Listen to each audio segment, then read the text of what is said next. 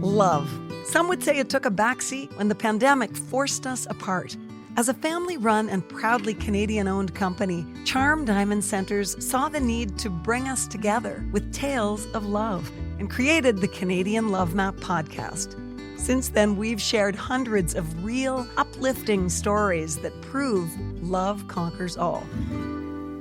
So thank you for listening. We couldn't do it without you. And remember, love starts here. Fred, you weren't going to miss another chance, were you? No, I think as soon as I held her hand and kissed her cheek out in the driveway, I think I knew I'd lost my heart again.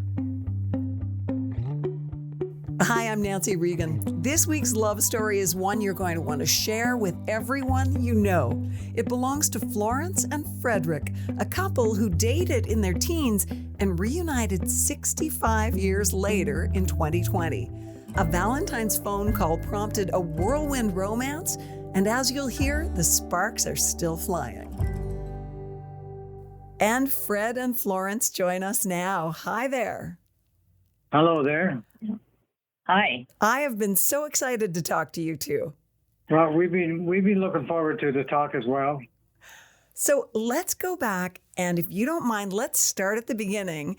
Tell us about how your original romance started.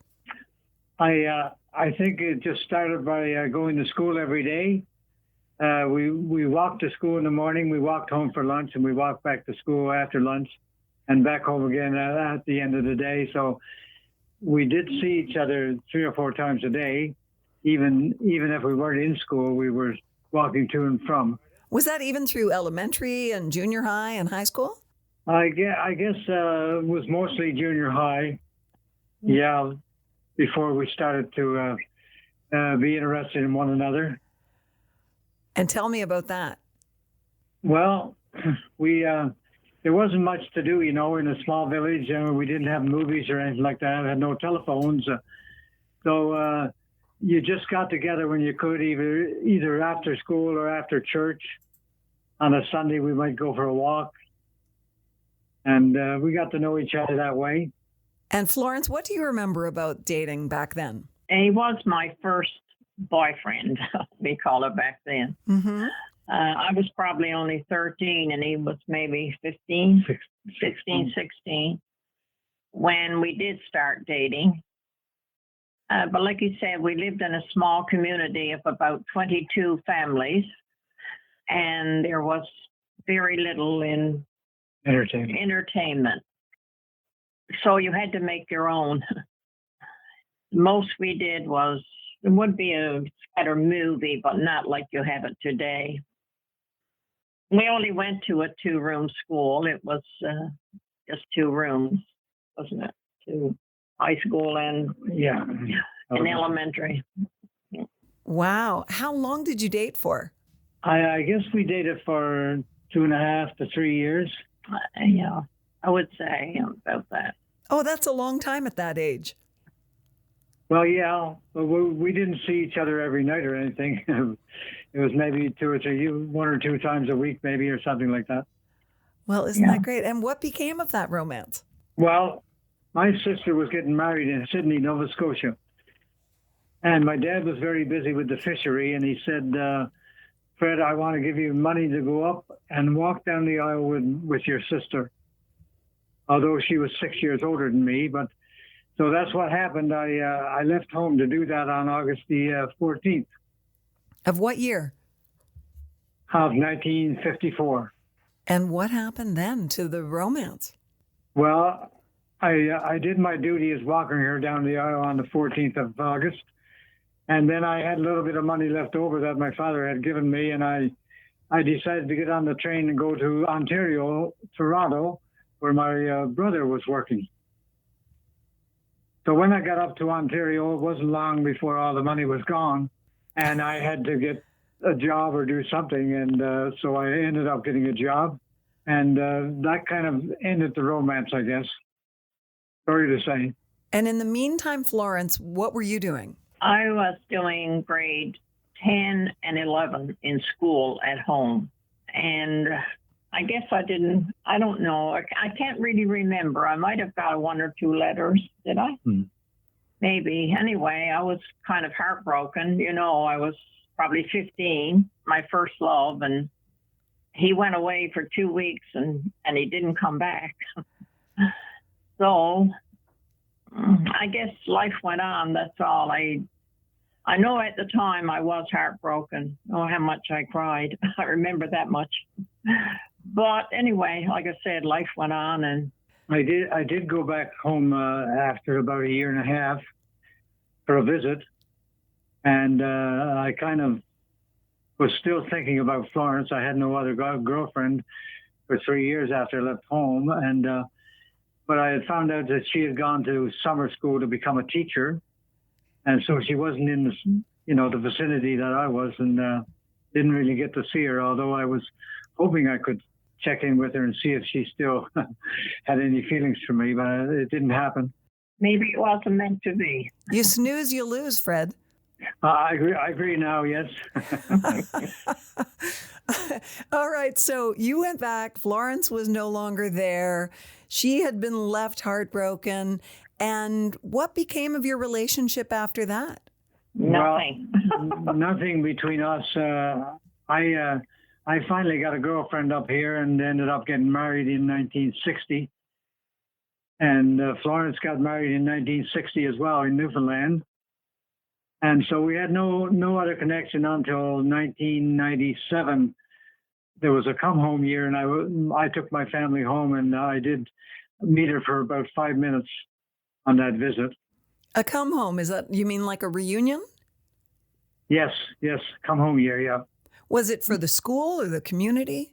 No, the community. About 3 villages got together and decided they'd have everybody that went away that wanted to come back and celebrate would come back, which we did. That sounds like a party to me.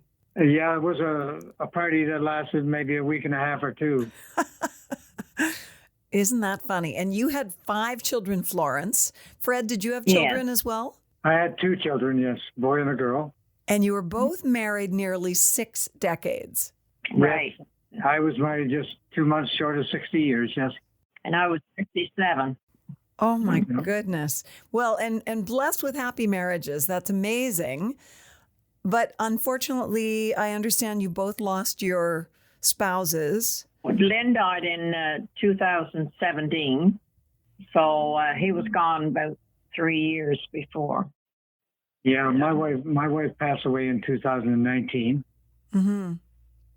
So it must be incredibly difficult to lose a partner who you have lived with and loved for that long. It is very hard, yes. Yes, it was tough. And well, we both have brothers that are older than us that are in a retirement home in Marystown. Oh, yes. And they played a role, didn't they?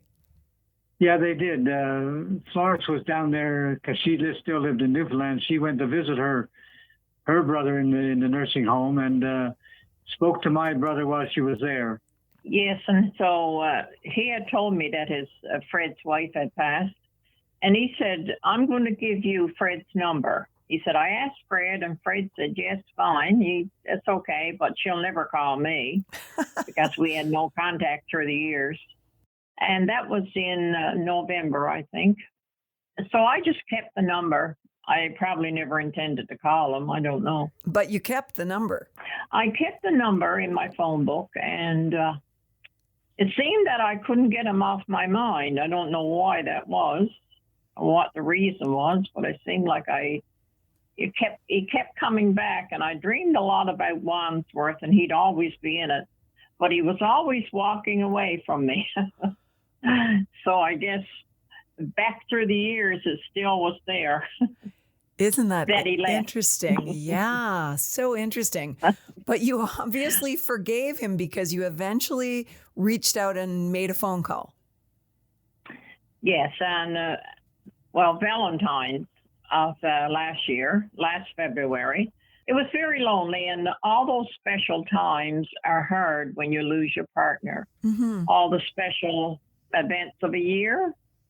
And Valentine's was very lonely that year. My friends had all gone out with their husbands and that. So, so I said, hey, I'll call Fred And at least I'll just tell him, well, that, and to offer condolences and tell him that it does get easier. I had gone through 3 years and he hadn't gone through that long. So I said, it does get it easier, a bit easier.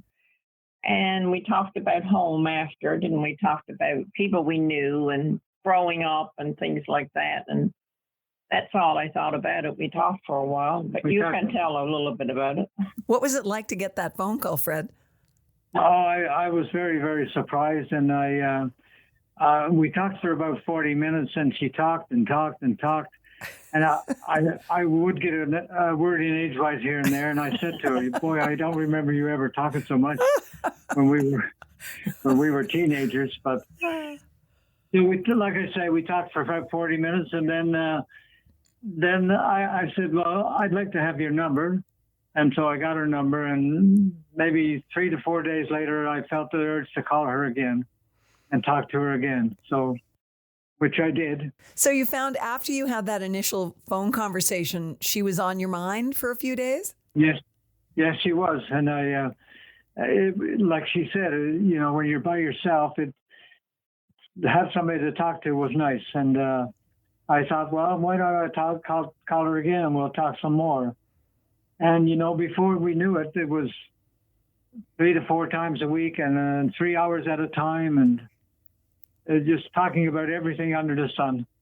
There's something about reconnecting with someone who knew you when you were that young. There's an ease often that is just still there after a long time, isn't there?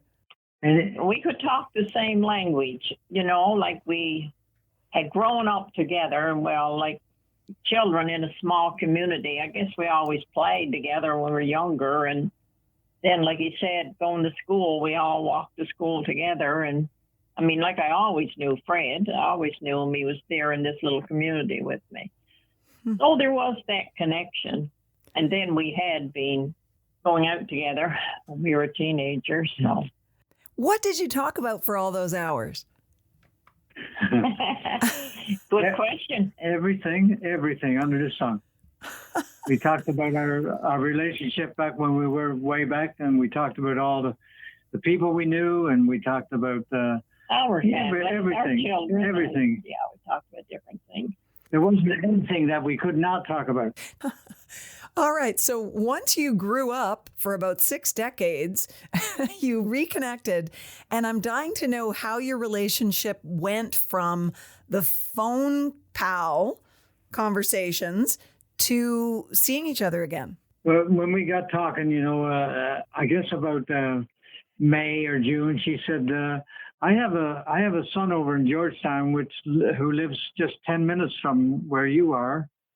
And I'm going to come up to see him. And I also have a son in Ottawa. So then after I see the son in Georgetown, I'm going to go to Ottawa for a few days. And maybe when we get up there, we can go to Tim Hortons and have a coffee and see what we think of each other. That's pretty straightforward. I love it. She got here on my birthday, which was July the 5th.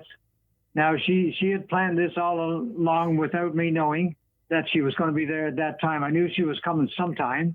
Anyway, when that night, my birthday, when the party was all over and my kids have all gone home, and I figured, well, she should be calling by now. I don't know why she's not calling.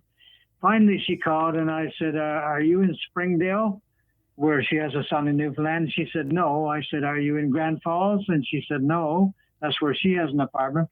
And I said, are you in Norris Arm? And she said, no. I said, you're not in Ontario, are you? And she said, yes, I'm over at my son's 10 minutes away.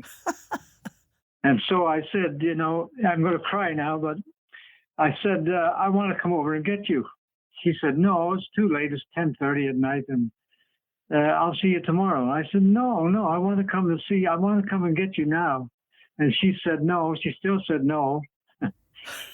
Anyway, maybe I'll let her pick it up here now because I'm crying. Oh. Well, my son knocked on the door upstairs. I was upstairs there, and he knocked on the door. He said, Mom, get ready. I'm taking you over to see Fred. So anyway, we left to come over to see him so he can finish the rest. So I want to know, Fred, did you call the son? Did you enlist the son to help? No, I never met him before in my life. Oh, No, wow. no, and where was we now? Where were we now? Oh, yes. I'm coming over. Yeah. So You're not getting away this time. she called now and said, well, we're coming over. My son says we're coming over.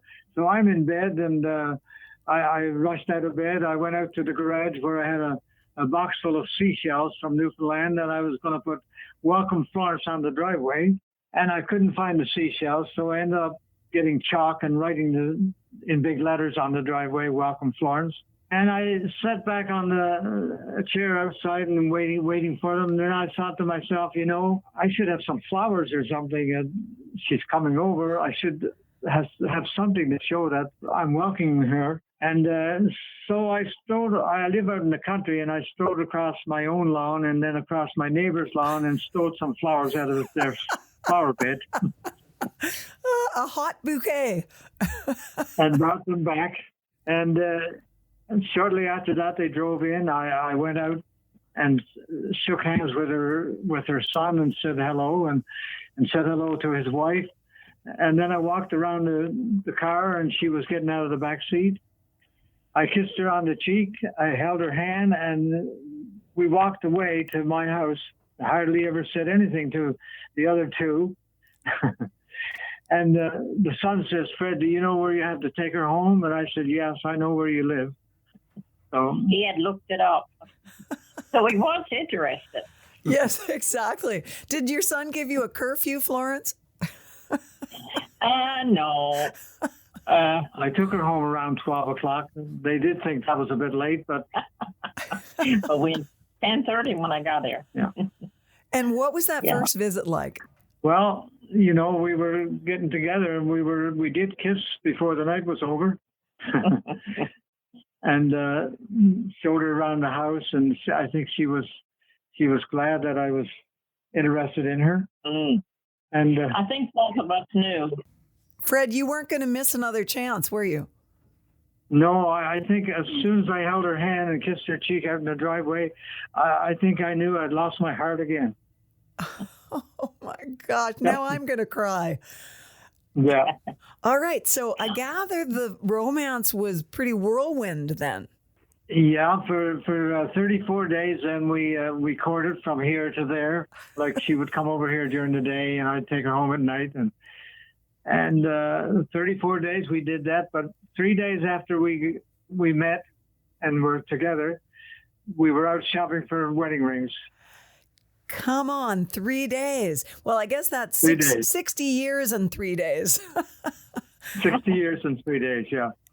And my kids was wondering, what's the hurry? What are you doing, Dad? And her children were wondering too, why is she up there now only a week or so, and she's already shopping for wedding rings? So they were trying to put the brakes on everything, but we were full speed ahead. And have you converted them? Oh, they're all so happy with us now, you wouldn't believe. We love each other so much that they can't help but understand that it was meant to be. We think God had a hand in all of this. Yeah, it didn't just happen. Wow, this is such an extraordinary story. Now, I'm interested to know about the wedding. Well, we shopped around looking for a place for a wedding, and we couldn't find anything because of the COVID. People weren't having those kind of weddings. And so I went to my pastor of my church, and I said, look, I want to get married, and I want you to marry us.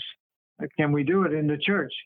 And he said, let me think about it overnight. And he called me back the next day, and he said, I think we can do it, but we can only have about 25 or 30 people. And that was okay with us. We just wanted family anyway. And his wife is in the catering business, so she put on a reception out in the gathering space of the church.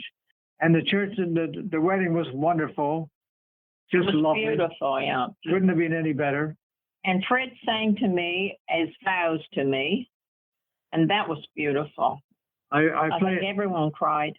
I play the accordion, the button accordion, and I wanted to sing to her at the wedding, in which I did. And I sang a song by Skeggs years ago. It was Really? Rick, Was it Ricky? Ricky Skaggs. Yeah, Ricky Skaggs. It said, "I wouldn't change a single thing about you if I could." I love you, Jeff. I'm not going to let you get away with that. I'm going to ask you to sing it for me. Just a couple of Oh bars. my God. Oh my God. I wouldn't change a single thing about you if I could. The way you are just suits me to a T. Isn't it? Esther, did you want the accordion? Do you want me to get the accordion? You bet I do. Okay. You talk to Florence then, please. Oh my gosh. Florence, tell me about that moment when he was singing to you in the church. I don't think there was anyone there that didn't cry. Everyone cried. It was beautiful. We did part the vows with the minister, but I had my own, and he had sang his to me, and then he did have a little bit to say, apart from that. But everyone was there, so it was one of the most beautiful weddings. Even the reverend said, he said, "I've done over 500. I looked up and I've done over 500. I think this was one of the most beautiful and the moving. I think it was the fact that after all these years of, over 60 odd years, that we were back together again. Eh? Wow, he really redeemed himself, didn't he? Mm. Yeah. He redeemed leaving me the first time. Yeah, exactly. I did say to him in my vows, I said, "Fred, you were the first young man to walk me home, and you will be the last one." Because we are 81 and 84. And I said, "Fred, I want to be a helpmeet. I want to be a soulmate. I want to be your friend, your companion, your lover, and your wife." And I said, "I love you, Fred." And I still love him. So he's going to sing to you now.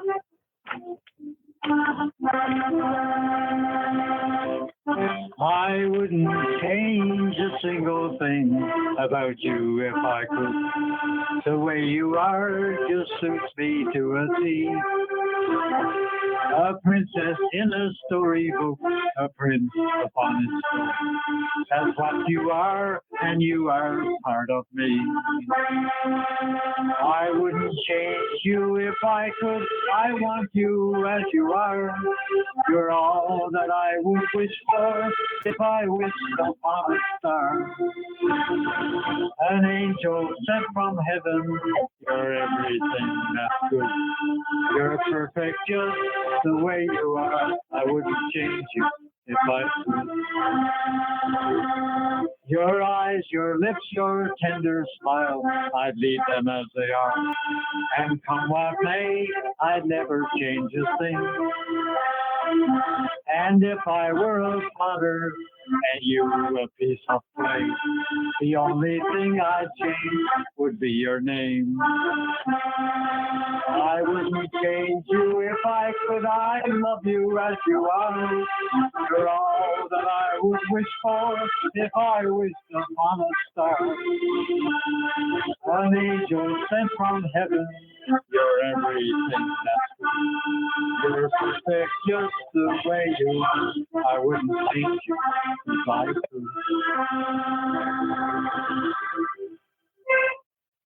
And what's the other you said? Then I said, "Welcome to my world. I am so happy you're coming in.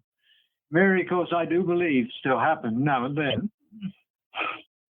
Step into my heart and leave your cares behind. Welcome to my world. Now it's yours and mine." Oh my gosh. No wonder there wasn't a dry eye in the church. There's not a dry eye in our studio right now. Oh my goodness. That is just absolutely beautiful. Holy cow. And the past 6 months have been wonderful, haven't they, Fred? Yeah, the past 6 months have been wonderful, just lovely. And we are just happy. Yeah. Well, it sounds like you've got a lot to live for. I'd also like to say something maybe Florence don't want me to say, but Florence also bought a wedding dress and had a wedding dress in her suitcase when she got here. I told you he wasn't getting away this time. Oh my gosh, Florence, I like the cut of your jib, as we say on the East Coast. Very good, yeah. When we were sweethearts back in Wandsworth, every night I would flick my porch lights on for her to let her know that I was saying goodnight and that I love her. And she would flick her bedroom lights about 2,000 feet away. Just across the cove. Just across the cove to say goodnight as well. Well, oh my goodness, this is just the best story I think I've ever heard in my life. Thank you both so much. I can't tell you how much I've enjoyed this conversation, and I'm just inspired by your story. It's really beautiful. Well, we hope it helps someone, or in this time that we're living in right now. Okay, email us anytime and talk to us whenever you want. Sounds great. Thanks, Fred. Thanks, Florence. You're welcome. Bye-bye now. Thanks so much for listening to the Canadian Love Map. If you love us, please subscribe and share. We'll be back next week with another love story to add to the map. This podcast is brought to you by Charm Diamond Centers, Canada's largest family-owned jewelry store. They are proud to be putting love on the map, and the staff at Charm Diamond Centers are thrilled to be a part of your love story too. So visit charmdiamondcenters.com or one of your local stores. Love starts here. This podcast is made possible by Charm Diamond Centers. It's hosted by me, Nancy Regan, and is produced and distributed by Podstarter.